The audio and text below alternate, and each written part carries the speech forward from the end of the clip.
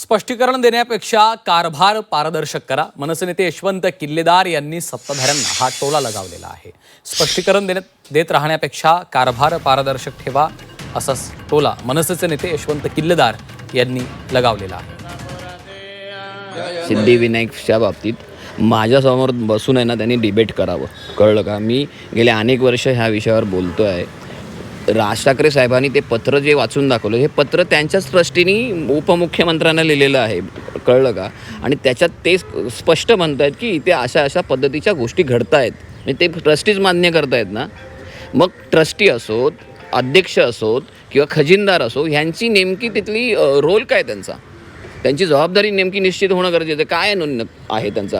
पुन्हा ते त्यांचे जे प्रशासकीय अधिकारी आहेत किंवा शासकीय अधिकारी आहेत, त्यांचा नेमका तिथे रोल काय आहे, त्यांची जबाबदारी काय, ह्या सगळ्या गोष्टी आहेत. हे बघा कसं आहे माहिती आहे काय, तुम्ही सफाई देण्यापेक्षा कारभार पारदर्शक करायला हवा.